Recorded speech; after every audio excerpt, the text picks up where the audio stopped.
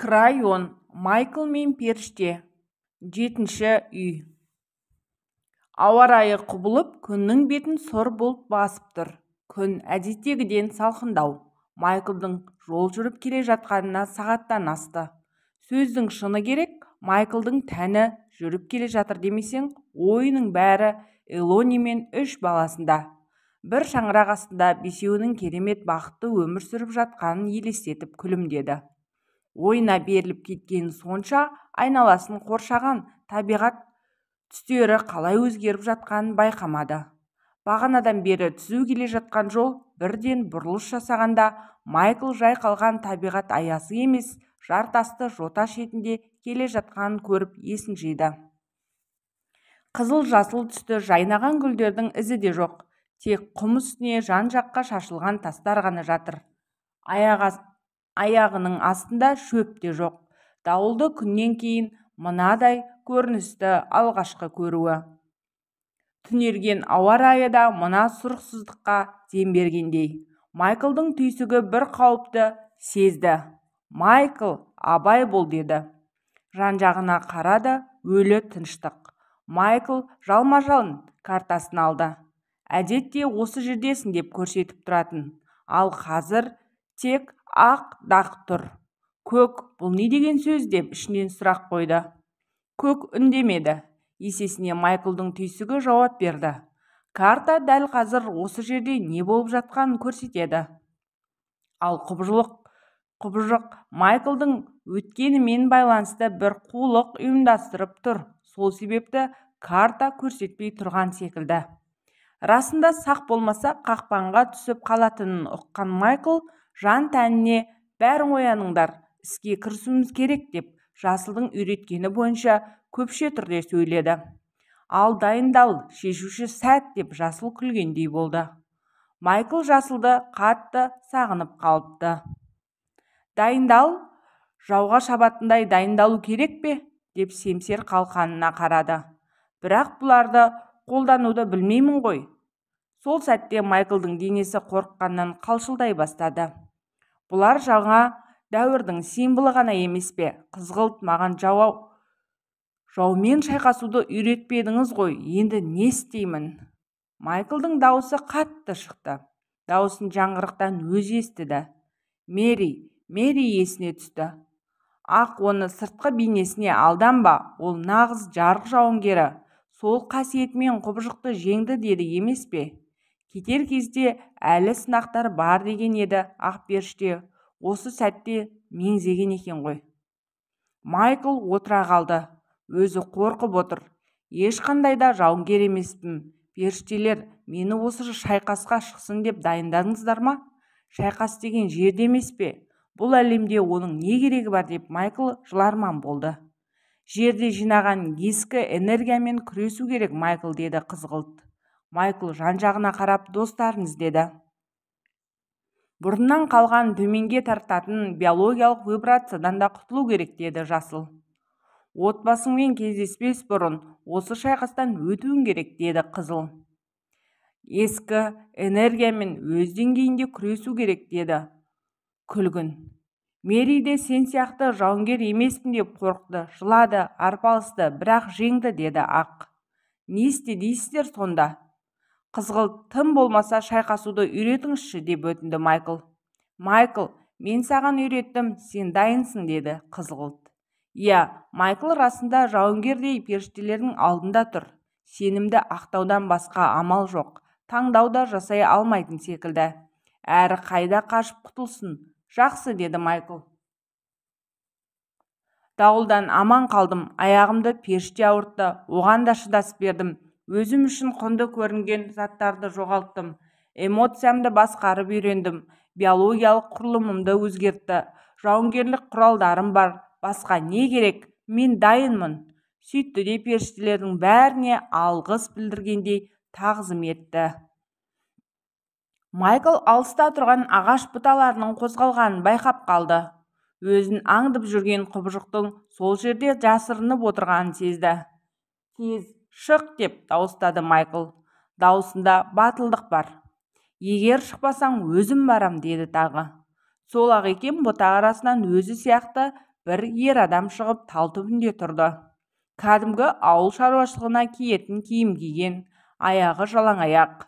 Майклға қарап ер адам қол созып, «Майкл, өтінем, ренжіте көрмеші, қазір саған барамын» деп Майклға қарай аяңдап келеді. Ер адам жақындаған сайын жүрісі таныс сияқты. Жоқ, мүмкін емес, ол болуы мүмкін емес. Әке? Майкл әкесіне қарай жүрісін тездетті. Араларында 2 метрдей қашықтық қалғанда кілт тоқтады. «Ұлым, мен ғой, мына әкеңді ренжіте көрмеші. Бәрі сен ойлағандай емес» деген періштелердің қағидасы есіне түсті. Майкл баяғыдай тез алданатын ақымақ емес. Сынақ әкесінің бейнесі арқылы келіп тұруы мүмкін екенін түсінді. «Мырза, дұшпаның тұратын жерге тұрып алыпсыз, сондықтан маған жоламаңыз».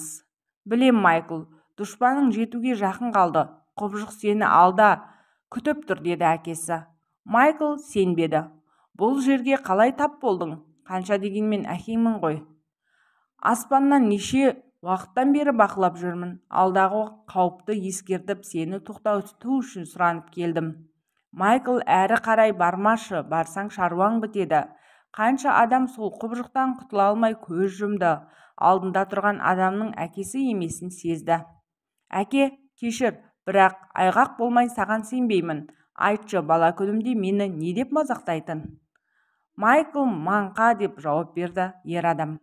Осы сөзді естігенде Майкл ашуланып жылайтын. Қазір де ұнатпай қабағын тыржитты. 1964 жылы Коннелл мырзаның саяжайында не болды? Егіздер дүниеге келіп, үлкен той жасады. «Егіздер деп отырғаным Сара мен Хеннел ғой», деді ер адам сенімді түрде. Майкл қақ алдында тұрған ер адамды асықпай зерттеді. Дауысы, түрі, денесі әкесінен аумайды. Және Майклдың мектеп кезін, достары туралы әр болған оқиғаларды күндерімен айтып берді. Арада жарты сағат өткен шығар, ер адам барлық сұраққа жауап берді. Нақты әрі дұп-дұрыс, бәрін біліп тұр. Құбыжық болса, Майкл туралы мына мәліметтің бәрін білуі мүмкін емес. Алайда түйсік сенбе деп дабыл қағып тұр. «Әке, не өп кетті?» деді Майкл мұңайып. «Балам-ау, сен сондай жақсы көрем, қатты аяп тұрмын. Шындықты айтайын саған, Майкл. Сен ауруханада ессіз жатсың, жағдайың ауыр, мойныңа зақым келді. Соңғы рет пәтеріңде болған жағдай есіңде болар. Содан бері еш жимадың. Мынаның бәрі өтірік, жалған нәрсе. Бұған дейін көрген періште сымақтар, әдемі үйлер, бәрі өтірік. Оның бәрін сенің жаныңды алып қалу үшін құрған қақпандары». Ер адам астма ауруымен ауыратын адамдай демігіп сөйледі.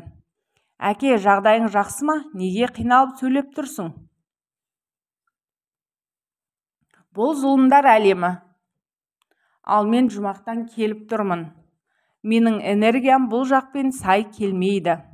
«Иә, оны мен де естідім», деді Майкл. «Майкл, менімен жүр. Анау тұрған ағаштың ар жағында жұмаққа апарар есік бар. Мен сені қайта жерге апарамын. Сен ауруханада есіңді жиып, қайта өмір сүресің. Мен сенің өміріңді сақтап қаламын. Жүр, өтінем», деді ер адам. Әр сөйлеген сайын бейнесі бұлдыр тартып, жоқ болып бара жатты. Майкл екідай ойда тұр. Иә, ол бар шындықты біледі, бірақ әкесінің сенімді сөйлеген сөзі де ойландырмай қоймай тұр. Әкесінің айтқан рас болса ше, мына әлем расында иллюзия шығар. Сөйтті де Майкл тағы бір тексеріп көрмекші болды. «Анниху» деп әкесінің рухының есімін айтты. «Ау, не дейсің, балам?» «Анниху» деп Майкл артқа қадам жасай берді. «Не айтып тұрғаныңды түсінбей тұрмын, балапаным. Бұл не деген сөз?» Өзі қызық естіледі екен. Ер адам уайымнан керіліп кеткені байқалады. Майкл қатқан қазықтай тұрып қалды. Әкесі ешқашан балапаным деген емес. Шешуші сәт келгенін түйсігімен білді. Қалқаны бостандыққа ұмтылғандай, діріл қағып, семсерде іске қосылғандай жарқырады. «Мырза, Анниху деген әкемнің рухының есімі. Сіз білмедіңіз ғой сонда?» Екеуі бір-бірінен көз алмай қарап тұр. Қақпанға түсіру жоспары іске аспады. Бір тұтам өтіріктің арты ашылып қалды. Жетер деп ақырды ер адам. Сөйтті де адам бейнесінен құбыжыққа айналып барады. Бойы 5 метрдей жасыл түсті ұсқынсыз құбыжыққа айналды. Қып-қызыл көздері ашумен Майклға тесіле қарап тұр. Екеуінің арасы 6 метрдей жер. Не деген жиіркенішті құбылыс, не хайуан емес, не адам емес. Тазы бас, қисық мұрын, көздері шоқтай қып-қызыл, аузын ашса үшкір сап-сары тістері Майклдың жүрегін айнытты. Бет-терісі сүйелге толы, құбыжықтан жағымсыз иіс шығып тұр. Құбыжыққа қарап тұрған Майкл, мына оқиға шынында болып жатыр ма, әлде иллюзия ма, ажырата алмады. Махаббат пен мейірімге толы періштелер әлемінің қарама-қарсы көрінісі осы құбыжық. Неге екені құбыжыққа қарап тұрып Майкл баяғы өзін есіне түсірді. Иә, дәл солай. Ескі энергияда жерде өмір сүргенде айналаның бәріне осы құбыжыққа қарағандай қарайтын. Майклға түйсігі назарыңды басқаға аудар дегендей болды. Енді түсінді, құбыжық өзін неғұрлым қорқынышты, сүйкімсіз көрсету арқылы Майклдың энергиясын жұтып тұр екен ғой. Майкл қаруларын іске қосып айлаға көшті. Тимеші маған, мені өлтірейін деп келдің бе, деп өтірік қорыққан болып бетін жапты. Су жүрек, қорқақ екеніңді білгем, деп ақырды құбыжық. Майкл құбыжықтың даусын бірінші рет естіді. Қорқынышты кинодағы құбыжықтың даусы секілді екен. Мені аяй көр, не істе десең соны істеймін, тек тимеші, не істеу керек, анау талжаққа барайын ба, есік сонда ма, деп қорыққан болды. Семсері шайқасқа дайынмын дегендей діріл қақты. Не деп тұрсың? Мен сенің көзіңді құртам. Құбыжық Майкл үрейленген сайын үлкейіп бара жатқандай көрінді. Кімсің сен? Деді Майкл. Ха, мен ба? Мен сенің бір бөлшегіңмін, маңқа Майкл. Нағыз Майкл Томас менмін. Қара маған, көзіңді ашып жақсылап қара. Сенің бар күшің менде, мен сенің ақылыңның өзегімін, парасатыңның негізімін. Әкеңнің кейпінде келдім, бірақ бір сөзімде өтірік болған жоқ, себебі мен сенің жердегі бөлшегіңмін. Жердегі мінезің, іс-әрекетіңнің көрінісі міне, мына мен. Маған қара да, өзім осындай екенмін дей бер. Не істеп жүрсің маған күлкілі әлемде? Мына күлкілі әлемде. Қай-қайдағы сиқырға сеніп, қайт шынайы әлемге. Сен ауруханада өлім мен өмір арасында жатырсың. Міне, шынайы өмір сол, таста қалған, деді құбыжық. Майкл құбыжықтың сөзімен келіспеске амалы қалмады. Иә, құбыжық жердегі өзінің айнасы еді, мойындамасқа шара жоқ. Мені міндетті түрде өлтіру керек пе? Мына әлемде, иә, шынайы жердегі өміріңе оралту үшін өлуің керек. Бірінші көк үйге кіргенде-ақ ақымақтығыңа ызаланып едім. Қайта соңынан қалмай жүріп, иллюзиядан арашалайын деп тұрмын. Мен соншалықты жаманмын ба? Деді Майкл өтірік жеңілгенсіп. Түйсікпен, семсерім, оны жеңуге көмек бер, деп қаруын сипады. Тәніңнің жоғын пайдаланып, бұлар құрықтарыңа ондырмай түсірді. Түсіндің ғой, деп ақырды құбыжық. Иә, түсіндім. Тек саған толық сенуім үшін дәлелдер керек, деді Майкл сенген адамның кейпіне еніп. Кез келген дәлеліңе бетіне тастаймын, сұрай бер, деді құбыжық нәпсісі қоза масаттанып. Құбыжық жаңа дәуірдің ғажайып әлемін жек көрді. Бұл әлемде мейірім дейме, махаббат дейме, түкке керегі жоқ қиялы дүниені ту етеді. Оған Майкл сияқты әлсіздер сенеді. Құбыжық үшін шынайы нәрсе логикаға сүйеніп отырып іске асатын, мәселен тарихшылар мен ғалымдар жазған дүние. Құбыжық орнынан тұрып, кімдікі дұрыс болса, билік сол күште, ақыл мен логикаға негізделгендер ғана шынайы. Мен бармын, әрі бола беремін, менен күшті ештеңе жоқ. Құбыжықтың айқайынан Майклдың құлағы жарыла жаздады. Айналадағы жасыл шөп қарайып құбыжықтың терісіндей ұсқынсыз реңге айналды. Солай де, маған нақты айғақтармен түсіндірші, деді Майкл жылдамдата қадам басып. Бойында осыншалықты күш барын енді білді. 2 метрлік биік тауға қарғып мінді. Бұл қимылдың бәрін қызғылттан үйренгенді. Семсері вибрация беріп Майклдың алақанына тұра қалды да фа нотасының дыбысын шығарды. Бұл үлкен күшке ие дыбыс еді. Майкл семсерін құбыжыққа емес аспанға бағыттады. Сол қолына қалқаны да орналасты. Қалқан құбыжыққа қарап бағытталды. Майкл шайқасқа дайын тұрды. Логикаға сүйенгіш құбыжық түсінбей қарап тұр. Шынашақтай мына адам өзімен шайқаспақшы ма? Не деген ақмақтық, деді. Міне, мынау ақиқат семсері. Кімнің күшті екенін осы семсер шешсін, деді Майкл. Мынадай әрекетті күтпеген құбыжық Майклға бас салды. Майкл өзіне бар жылдамдықпен мұхит лайнері төніп келе жатқандай сезінді. Қолынан келгені көзін жұму еді. Сол уақытта семсерден үлкен жарық пайда болып құбыжықты алып ұрды. Бірақ бұл құбыжықты тоқтатпады. Тек шатқаяқтатып жіберді. Майкл берілмей қайсарлықпен қалқанын жоғары көтерді. Іштей құбыжықтан жеңілетінін сезіп тұр бірақ. Алайда құралдардан шыққан жарық құбыжықты алып ұрып Майклға жолатпады. Дауыл кезінде де солай болғанды, бірақ Майкл ол кезде түсінбеді. Бұл ғаламат жарық өте ғажап еді. Майкл тамсана әрі таңғала қарап тұр. Жаңа ғана күннің бұлтты болғанына ренжіген еді. Дәл сондай ауа райы жарықтың ғаламатын көруге көмегін берді. Себебі күн шайдай ашық болғанда семсерден шыққан жарықты тамашалау мүмкін болмас еді. Майкл аспанға қарап алғыс білдірді. Не болды, ілім қалқан ашуыңа тие ме, құрметті жасыл дұшпаным? Ақиқат пен ілім барда сен бірге жүре алмайсың. Ақиқатты қашанда жарық ақиқат, ал жарық барда түнек болмайды, деді Майкл сабырлы үнмен. Майкл жаралы құбыжықтың қасында құйындай ұшты. Бойында еш қорқыныш жоқ. Қолындағы жарқ-жұрқ еткен семсер жарығы құбыжықтың одан әрі әлсіретті. Ал сонымен ақиқат кім жақты екен, кім күштірек, деді құбыжыққа. Денесі түтіндеп жаралы жатқан құбыжық мойындағанша өлгенім артық деп ақырды. Жарайды, дегенің болсын, деп Майкл соңғы рет семсерімен жарқ жіберді. Жағымсыз иіс мүңкіп кетті.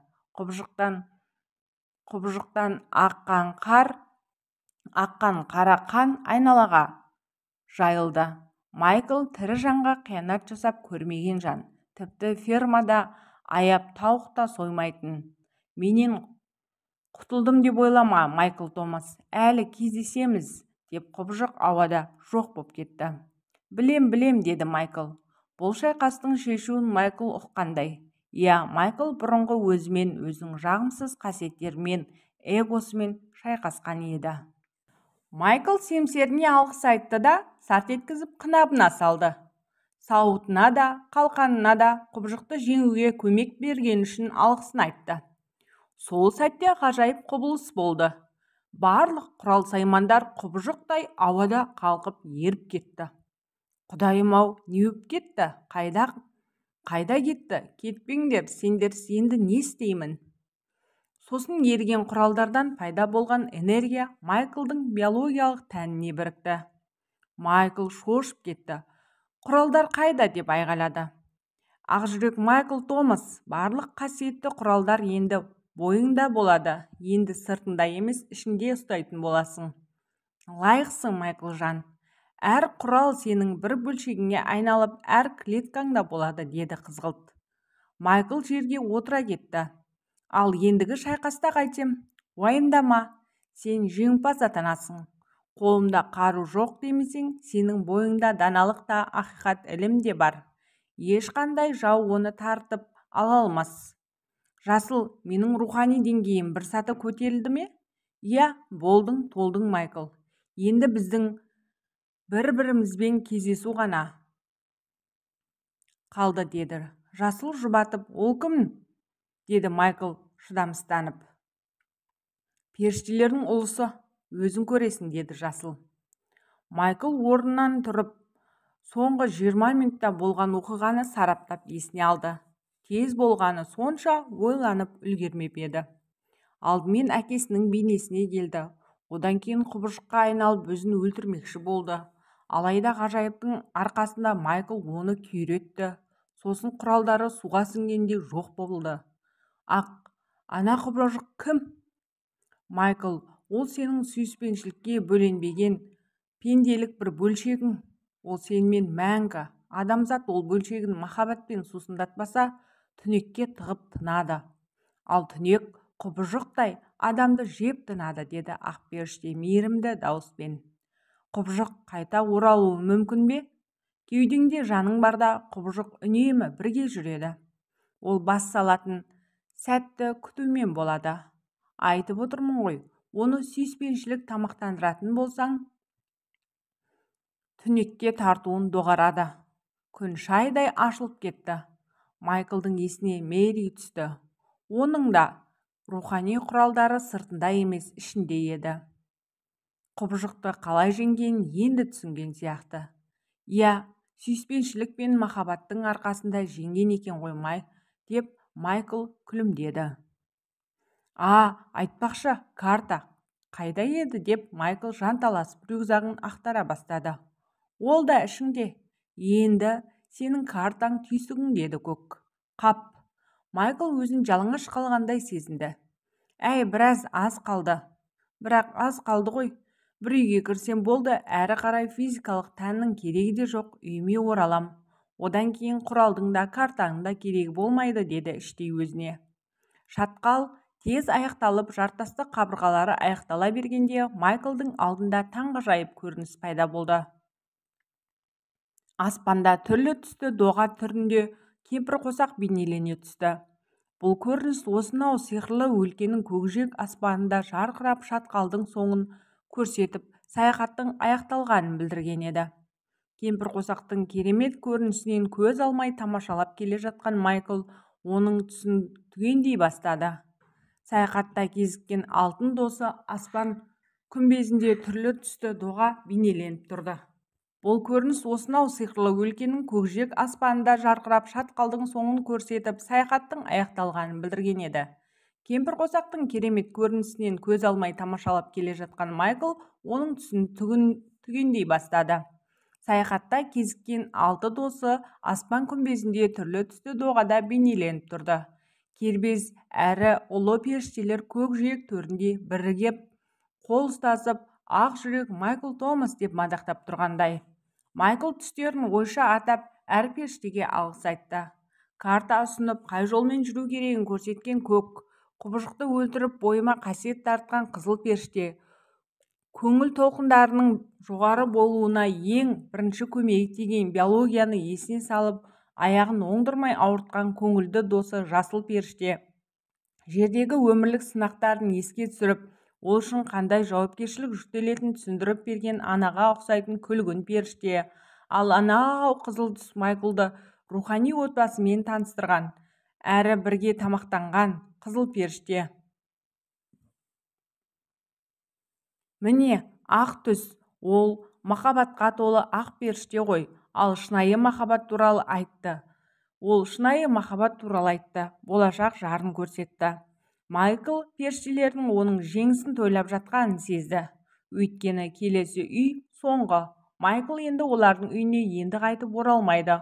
Оның сабағы аяқталуға жақын. Ол барын салып оқыды. Үлкен сынақтардан өтті. Құбыжықты жеңді. Майкл періштелердің онымен қоштасып жатқанын түсінді. Бәріңізге мың алғыс білдіремін деп дауыстады. Ғажайып түрлі түстер бірте-бірте жоғалып, ашық аспанға айналды. Көп ұзамай жетінші үй де көріне бастады. Бұл үй өзге үйлерге еш ұқсамайды. Бұл жай үй емес, үлкен сарай. Жақындай келе, Майкл үйдің түсі қоңырқай емес, алтынмен жалатылғанын көрді. Зәулім сарай көп қабатты болып шықты. Тап-таза алтыннан соғылған. Сарайдың айналасында ертедегідей елтетін ғажайып бақ су ағыны мен су бұрқақтары жайнап тұр. Айналасы ғажайып бақ гүлдерімен жайқалған. Раушан гүлдер көздің жауын алар сұлу өрнектермен отырғызылған. Жол есіктің алдына әкелді. Майклдың тынысы тарыла берді. Себебі сапардың соңғы мақсаты осы үйде анықталады. Табалдырықтан аттап тұрып, жан-жағына таңырқай кідірді. Барлығы алтын. Қабырғалар, бағаналар, едендер, бәрі шебер безендірілген. Мұнда да әсем гүлдің хош иісі аңқып тұр. бөртегүлдің жұпар иісі танауын жарып, жүрегін махаббатқа бөледі. Расымен де ғажап, қасиетті жер. Қызық, басқа үйлердің сырты кішкентай, іші зәулім болса, бұл үйдің сырты үлкен болғанымен, іші кішкентай екен. Өзге үйлерде дәліздер мен түрлі бөлмелерден тұратын лабиринт болса, мұнда тек бір бағытта жүруге болатын ғана жол тұр. Сіз ғибадатханаға кіргенде қандай сезімде боласыз? Майкл да киелі жерде тұрғандай ерекше күй кешті. Майкл одан әрі не істерін білмеді, себебі періште келмеді. Майкл бұндайды күтпеген еді. Үйге кіргенде оны ешкім қарсы алмады. Ұзын дәлізбен келеді. Қақ төрде бір есік тұр. Ол басқа есіктерге мүлде ұқсамайды. Есік сыртында бір сөз ойып жазылған. Карталар үйінде сол түсініксіз көне араб жазуын көріп еді. Осы үйде тұратын ұлы періштенің есімі жазылды деп түсінді Майкл. Майкл есіктегі символ осында тұратын ұлы періштенің есімі жазылған деп түсінді. Есікті ашып, ішке кірді. Майкл Томас ол жерде көргенін енді ешқашан ұмытпақ емес. Ол жер үлкен, ғажап, әрі өте әдемі. Шамасы бұл ғибадатхана болғанға ұқсайды. Ол бөлмені мұқият қарап шықты. Залдың қақ ортасында алтын тұман ерекше қалың болып тұр. Оның ішінде бірдеңе жасырынып жатқаны сөзсіз. Ол өзінің сапарының мақсатына жақындағанын анық сезіп алға қарай жүрді. Тұманды бұлттың ішіне еніп, Майкл киелі жердің өзі ойлағаннан әлдеқайда үлкен екенін түсінді. Тұманның артында бір қатты нәрсе көрінеді. Ғимарат. Не екен? Майкл тағы бірнеше қадам жасап еді, кенет бойынша ерекше күш-қуат пайда болды. Күтпеген жерде Майкл тізерлеп отыра кетті. Оның бойын қастерлі отты сезім баурап алды. Оның күшті болғаны сонша, ол тіпті тізерлеп отыра алмады. Ол ішке демін тартып, басын төмен қаратып, ырым жасағандай аңғара қарады. Және жан тәні тек Құдайдың бар екенін сездіретін күшті тербеліске толы діріл қақты. Ол жұмаққа апаратын соңғы есікке үйіне жақындап келеді. Мүмкін оны мұнда періште кездестірмейтін шығар, бірақ бұл жерде ұлы біреудің тұрғанын анық сезді. Тыныс алу қиындап барады. Майкл басын көтеріп еді, тұман сейіліп барады екен. Басылған тұманнан үлкен алтын текше пайда болды. Алтын текшенің ортасында жоғары көтерілетін баспалдақтар бар екен. Мүмкін үйдің есігі осы жоғарыда шығар. Күшті қуат жақындаған сайын Майкл өзін мұнда болуға лайық еместей сезінді. Адам өз орнын білетін сәттер болады, және Майклдың басынан не өтсе де, оның алдында ұлылығы мен киелілігі жағынан теңдесі жоқ ұлық бар екенін ол білді. Ол ана дүниенің есігінің алдында тұрғандай өзін қуыршақтай сезінді. Майкл рухтың күші мен Құдайдың ұлылығына қайран қалды. Ол бірнеше қадамнан кейін оның қиялы да қол жетпейтін дүние бар екенін білді. Ол бүкіл ғалам бейнеленген ең үлкен махаббат пен сұлулыққа толы нәрсе. Майклдың тынысы тарылып барады, бірақ ол басын көтерді. Ол оны көруі керек. Ұлы періштелер айтқандай, Майкл ұлы болмысты міндетті түрде кездестіргеніне сенімді болды.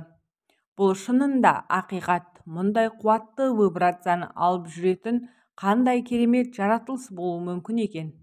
Бастысы Майкл сол періштенің вибрациясына шыдасып берсе болды.